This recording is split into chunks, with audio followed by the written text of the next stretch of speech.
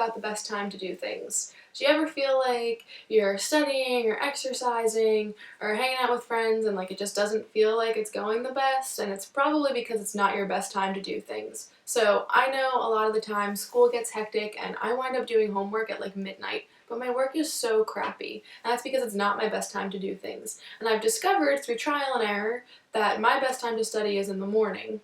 When my brain's more active, I guess, and then like later at night I can like write out my index cards and like memorize stuff, but if I want to like actually learn material, I have to do it in the morning. And the only reason I figured that out was because I spent some time changing things up in my schedule to determine when I did things best.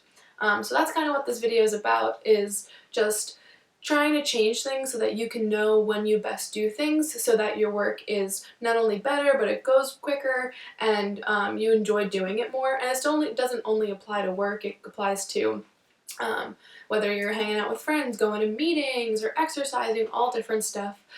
There's different times of the day when you do things best, and so spending some time to figure out when you do them best is probably your best option. So I suggest maybe focusing on one aspect, so take studying for instance. Maybe one day you're going to just change your schedule around so that you do study in the morning, or that you do study maybe after you have lunch or right before dinner so that you have that motivation to get your stuff done before dinner, and just try and change it around to see when you do things best. And not only with do it to studying, maybe do it to writing papers and learning new material and memorizing things, so that different types of doing homework and school related stuff can be categorized into when you do them best. And then take it out to exercising. When do you enjoy running most? When do you enjoy lifting weights most? Maybe take it to your friends. Do you have better conversations with your friends during lunchtime or during dinner time? I know by dinner time, I'm tired and I don't put much into conversations, but at lunch, I am so much more talkative and have a lot to say and a lot more intelligent things to say than I do at dinner time, and that's just because I've really spent the time to notice those things.